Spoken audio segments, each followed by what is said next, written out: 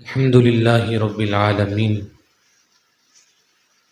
والصلاة والسلام على سيد الأنبياء والمرسلين أما بعد فأعوذ بالله من الشيطان الرجيم بسم الله الرحمن الرحيم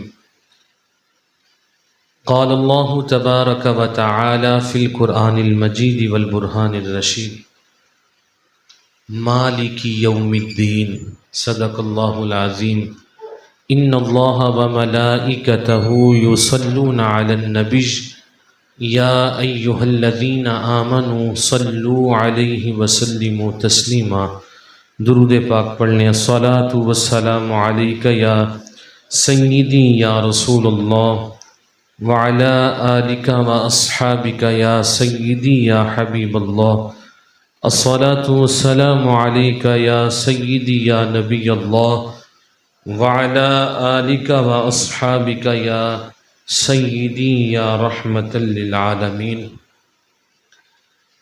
کل کے سبق کے اندر ہم نے سورۃ الفاتحہ کی ابتدائی آیتوں میں سے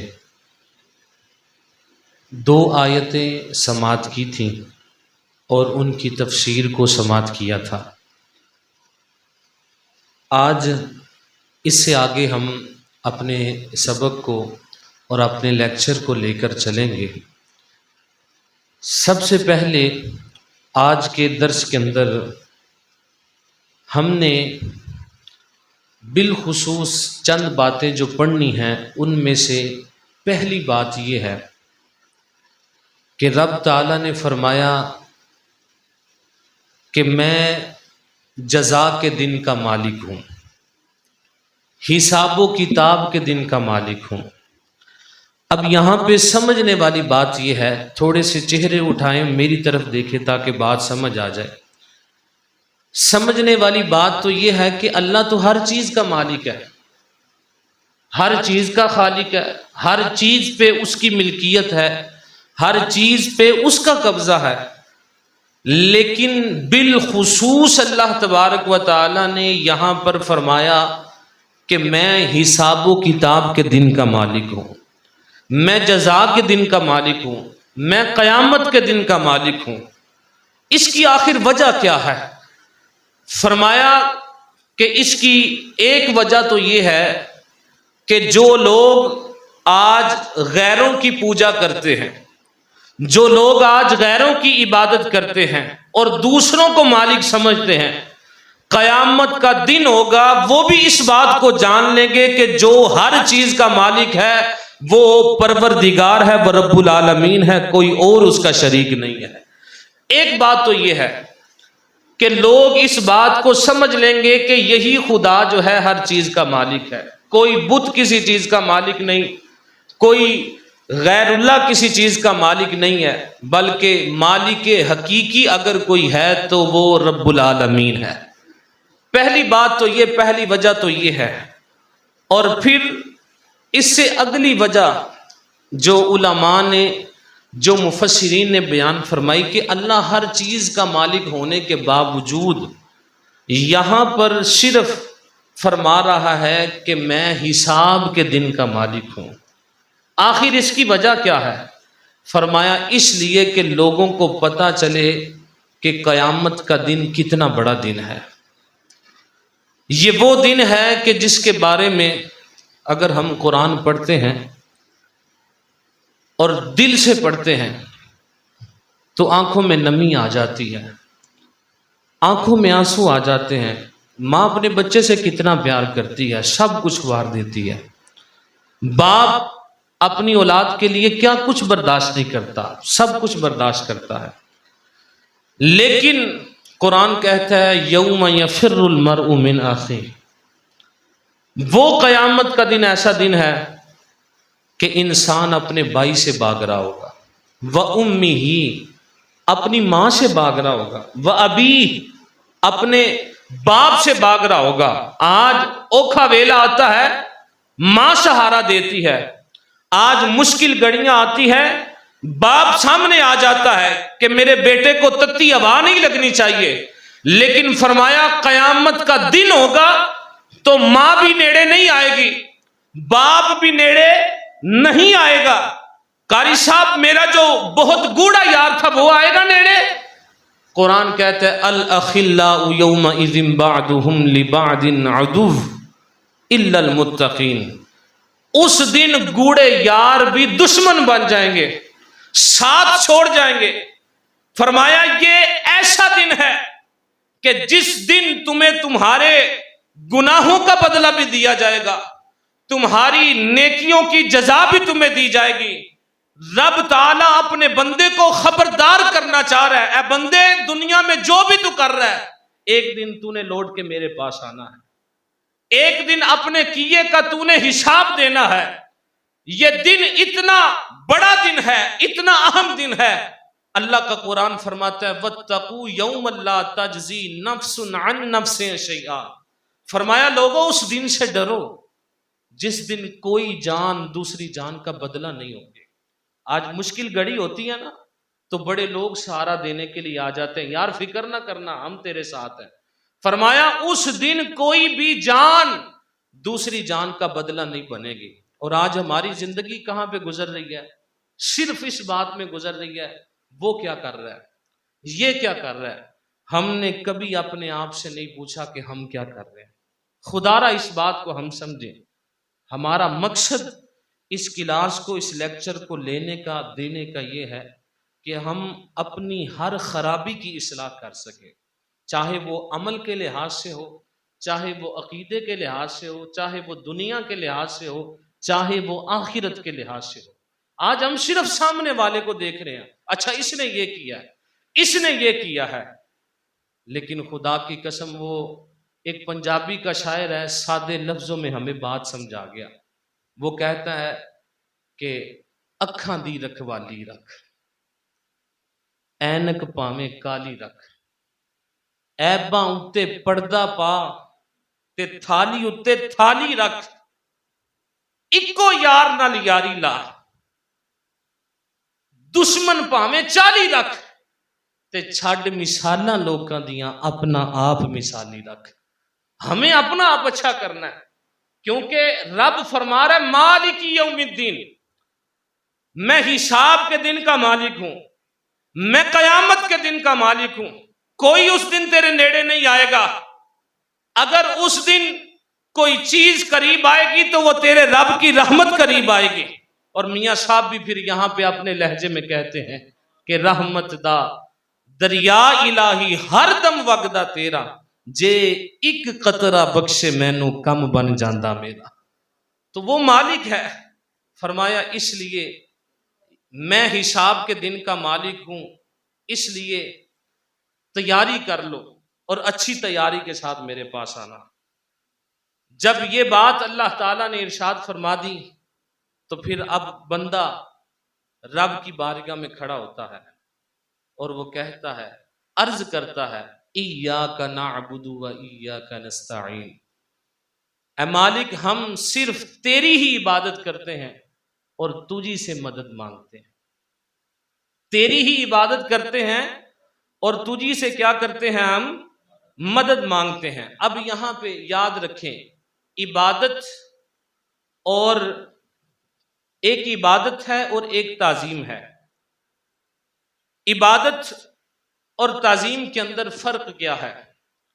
یاد رکھیے کوئی بھی چیز، اچھی چیز جب کسی کو معبود سمجھ کے کی جائے تو وہ عبادت کہلاتی ہے۔ مثال کے طور پہ ہم نماز میں کھڑے ہوئے، ہم اچھے طریقے سے کھڑے ہوئے اور اپنے رب کی بارگاہ میں کھڑے ہوئے، اس کو معبود سمجھ کے کھڑے ہوئے، تو یہ ہمارا کھڑا ہونا کیا ہے؟ عبادت ہے۔ اور اگر عبادت کی نیت سے کوئی اچھا کام نہ کیا جائے بلکہ ویسے ہی اچھا کام کیا جائے تو وہ تعظیم کہلاتا ہے، وہ عبادت نہیں کہلاتا، وہ عبادت نہیں کہلاتا۔ اب اس کو میں آپ کے سامنے یوں ایکسپلین کروں گا کہ جیسے مثال کے طور پہ اللہ کی بارگاہ میں کھڑے ہوتے ہیں تو وہ کھڑا ہونا کیا ہے؟ عبادت، کیونکہ ہم رب کو اپنا معبود سمجھ رہے ہیں۔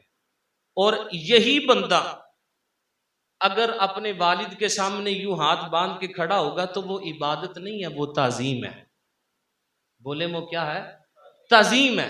اور اس سے ہمارے کئی مسئلے حل ہوتے ہیں کہ لوگ، ہم کہیں کسی دربار پہ چلے جائیں، کسی کے پاس چلے جائیں تو لوگ کہتے ہیں جی وہاں پہ سر جھکایا شرک ہو گیا ہے، وہاں پہ اس طرح کھڑے ہوئے ہیں تو شرک ہو گیا ہے. بھائی اگر کھڑا ہونا شرک ہے تو پھر انسان کسی کے سامنے کھڑا نہیں ہو سکتا، کیونکہ اگر کھڑا ہونا عبادت ہے، صرف کھڑا ہونا، تو پھر انسان کسی کے سامنے کھڑا بھی نہیں ہو سکتا. یہ کھڑا ہونا عبادت تب ہوتا ہے جب سامنے والے کو معبود سمجھا جائے، اور جب معبود نہ سمجھ کے کھڑا ہو تو وہ عبادت نہیں ہوتی، وہ سامنے والے کی عزت کرنا کہلاتی ہے. بولے کیا کہلاتی ہے؟ عزت کرنا کہلاتی ہے. اور پھر جب اللہ تعالی کی تعریف اور اس کی توصیف، اس کی حمد بیان ہو گئی، اب فرمایا اللہ کا قرآن کہتا ہے اہدنا الصراط المستقیم. اب بندہ اللہ سے مانگ رہا ہے کہ یا اللہ مجھے سیدھا رستہ عطا فرما دے. کون سا رستہ عطا فرما دے؟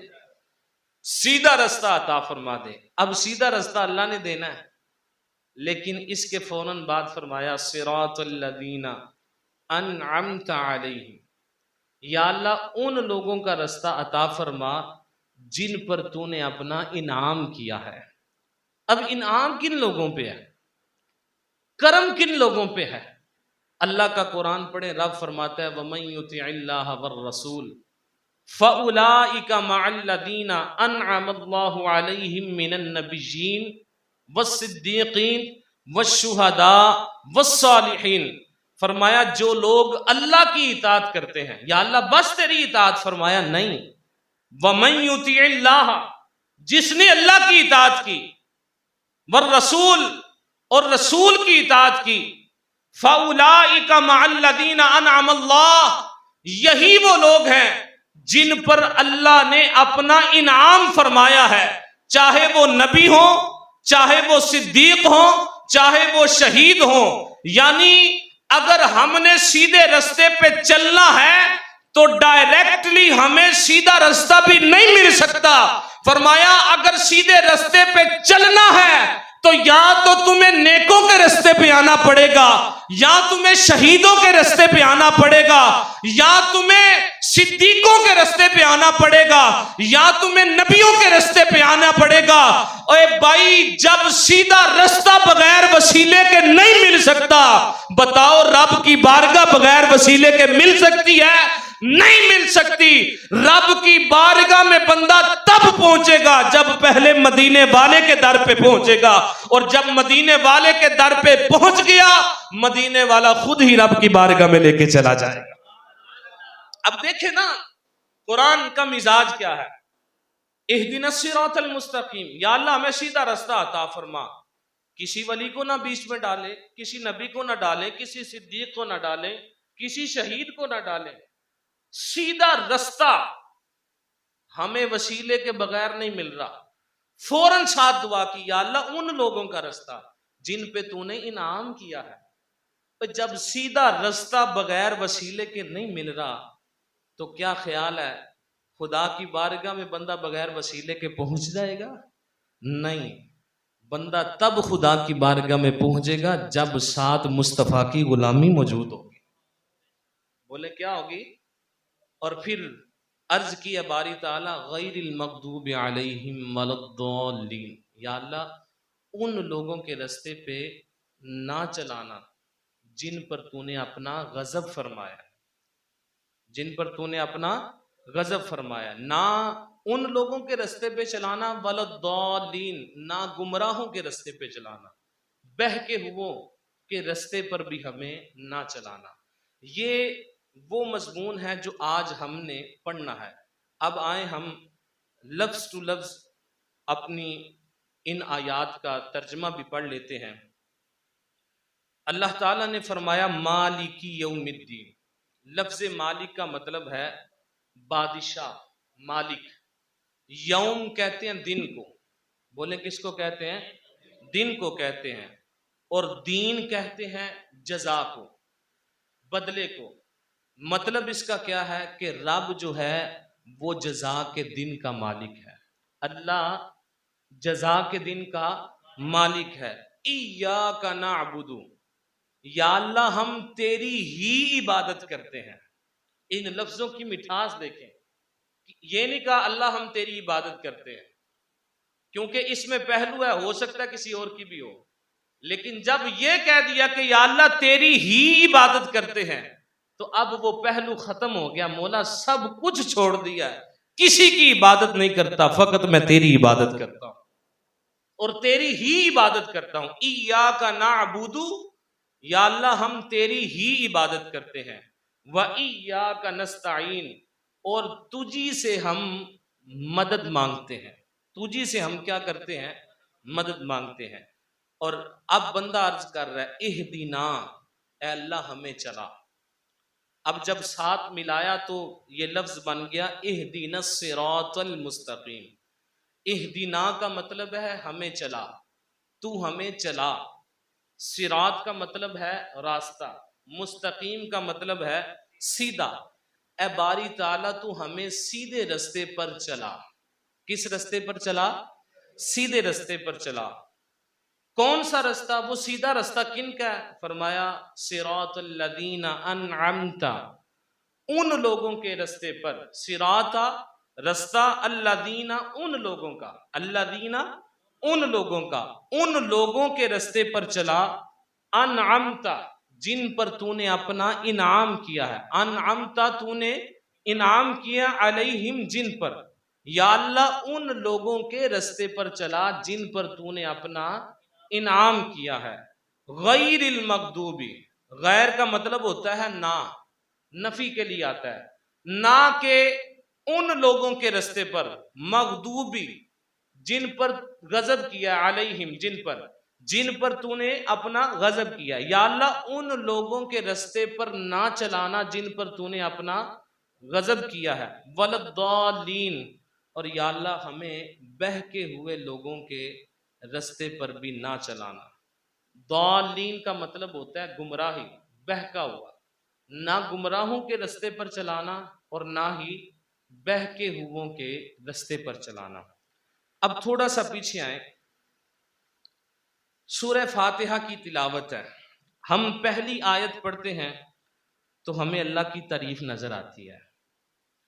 ہم دوسری آیت پڑھتے ہیں تو ہمیں اللہ کی تعریف نظر آتی ہے.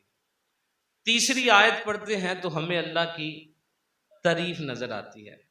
چوتھی آیت پڑھتے ہیں تو یہ بھی رب کی تعریف ہی ہے. یا اللہ تیری عبادت کرتے ہیں، تجھ سے مدد مانگتے ہیں. مقصد کیا ہے؟ چار آیتیں جو ہیں ان کے اندر اللہ تبارک و تعالی نے اپنا ذکر فرمایا ہے. اس کے بعد بندہ رب سے کچھ مانگ رہا ہے. مقصد بندے کو دعا کرنے کا طریقہ بتایا جا رہا ہے. اے بندے، دنیا دار ہونا، آپ اس کی تعریف کریں. تعریف کرنے کے بعد آپ اس سے کہیں چودھری صاحب 4 پیسے چاہیے دینا. آندا یار بڑی نے میری تعریف کی تھی، چلو انہوں دیو کچھ. تو دعا کرنے کا طریقہ بتایا جا رہا ہے بندے کہ دعا کرنے کا طریقہ یہ ہے کہ جب تو نے رب سے مانگنا ہو تو پھر پہلے رب کی تعریف کر، اس کے اوصاف بیان کر. پہلے کہہ الحمدللہ رب العالمین، پھر کہہ الرحمن الرحیم، پھر کہہ مالک یوم الدین، پھر کہہ ایاک نعبد و ایاک نستعین. جب تو رب کی تعریف کرے گا رب تجھ سے راضی ہوگا. حالانکہ اس رب کو ان چیزوں کی پرواہ نہیں ہے، لیکن رب جب تجھ سے راضی ہو جائے تو اس کی تعریف کرے، تو اس کی پاکی بیان کرے، تو اس کی صفات بیان کرے. اب جب رب سے عرض کرے گا اہدنا الصراط المستقیم، پھر رب تجھے سیدھا رستہ بھی عطا فرمائے گا، اللہ تجھے جنت بھی عطا فرما دے گا. یہ دعا مانگنے کا طریقہ ہمیں بتایا جا رہا ہے کہ جب رب سے مانگے پہلے رب کی تعریف کرے. صرف اپنے مطلب کے لیے نہ آئے کہ یا اللہ مجھے یہ بھی مل جائے، یا اللہ مجھے وہ بھی مل جائے. رب کی تعریف کریں. اس کی پاکی بیان کریں، اس کی تسبیح بیان کریں. جب یہ بیان کریں گے تو رب راضی ہوگا، اور جب رب راضی ہو تو اس سے مانگیں گے تو وہ رب ہمیں ہمارے مانگنے سے بھی بہتر عطا فرمائے گا، ہمارے مانگنے سے بھی بہتر عطا فرمائے گا. تو آج تک ہماری سورۃ الفاتحہ مکمل ہو چکی ہے. اب ہم اپنے شرعی مسئلے کی طرف آتے ہیں. کل ہم نے وہ چیزیں پڑھی تھی جو وضو کے اندر ضروری تھی. آپ چاہیں تو بند فرما سکتے ہیں اور توجہ فرما سکتے ہیں. آپ نے اگر وہ کرنا ہے تو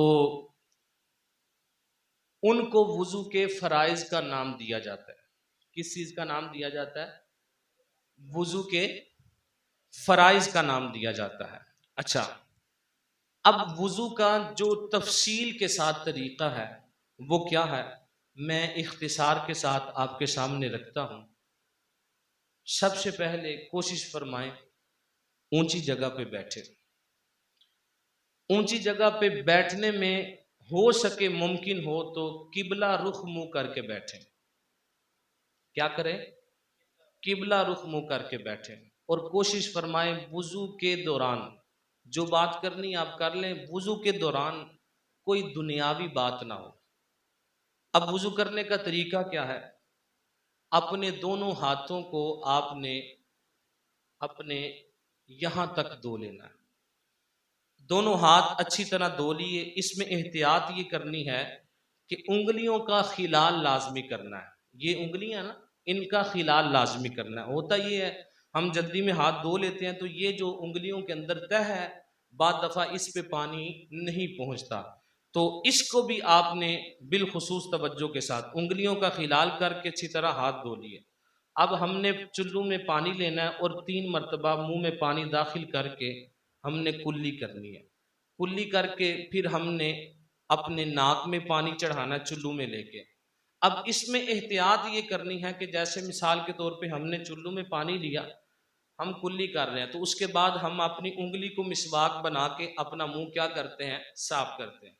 تو اس میں اکثر دیکھا گیا ہے کہ جتنی دیر مسواک ہو رہی ہے اتنی دیر نل چل رہا ہے، پانی آ رہا ہے اور وہ جا رہا ہے، وہ اسراف ہو رہا ہے. کوشش فرمانی ہے چلو میں پانی لے کے ایک ہاتھ سے نل کو کیا کر لینا ہے؟ بند کر لینا ہے.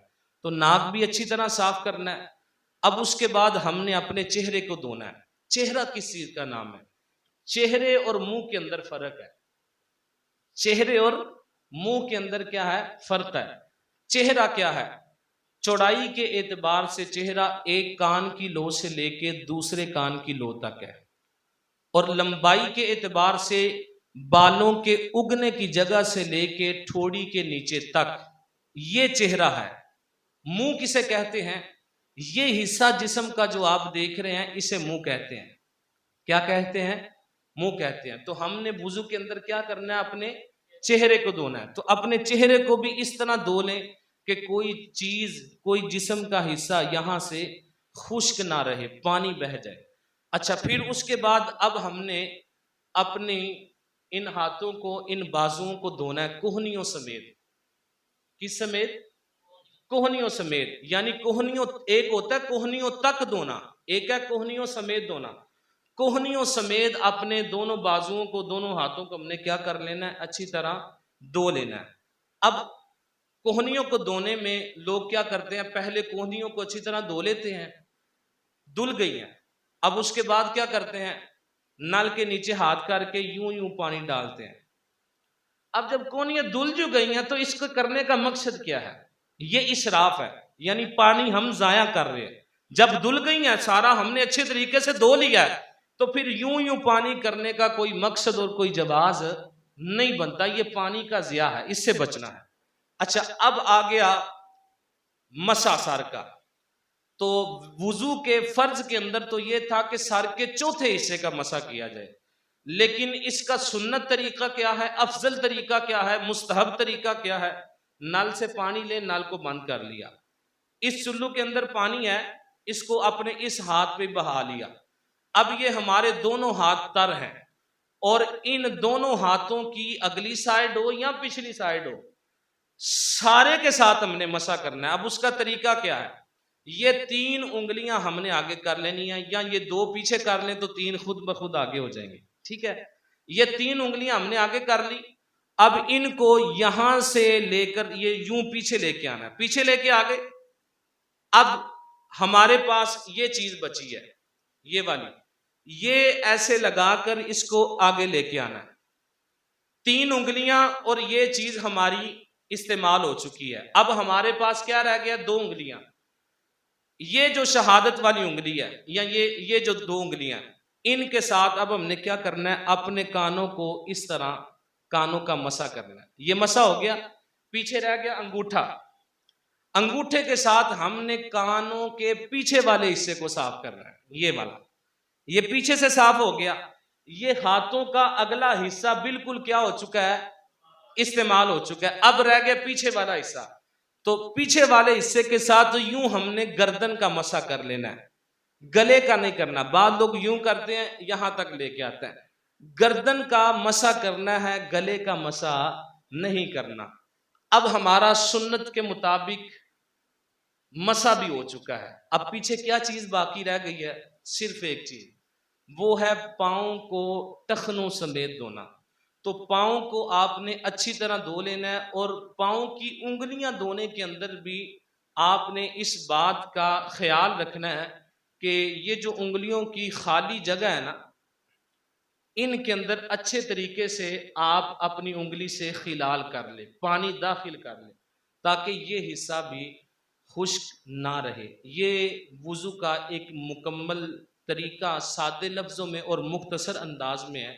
اللہ تعالیٰ سے ہم یہ دعا کرتے ہیں کہ وہ مالک ہمیں اچھی باتوں پہ عمل کرنے کی توفیق نصیب فرمائے، اور جو سیکھا ہے اسے یاد رکھ کے اسے آگے پہنچانے کی اللہ ہمیں توفیق عطا فرمائے۔ آمین بجاہ النبی الامین۔